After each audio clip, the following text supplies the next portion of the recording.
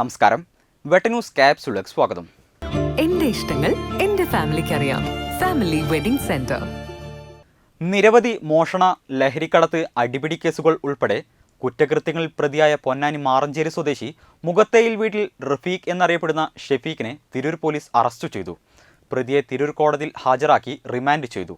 Bridal craft wedding mall തിരൂരിൽ ഒരുങ്ങുന്നു. ബഹുമാനപ്പെട്ട സയ്യിദ് സാദിഖ് അലി ശിഹാബ് തങ്ങൾ ഒക്ടോബർ 20 രാവിലെ 10 ഉദ്ഘാടനം നിർവഹിക്കുന്നു.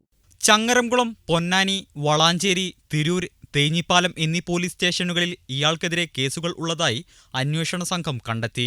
Tirur DYSP AJ Johnson, Tirur SHO Muhammad Rafeeq എന്നിവരുടെ നിർദ്ദേശപ്രകാരമാണ് തിരൂർ പോലീസ് ഉദ്യോഗസ്ഥരായ VP അനീഷ്, ഷിനോയ്, പ്രദീപ് എന്നിവർ ചേർന്ന സംഘമാണ് പ്രതിയെ പിടികൂടിയത്.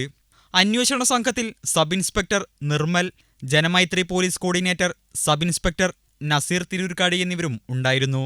പ്രതിയെ തിരൂർ കോടതിയിൽ ഹാജരാക്കി റിമാൻഡ് ചെയ്തു. വെട്ടന്യൂസ്, തിരൂർ.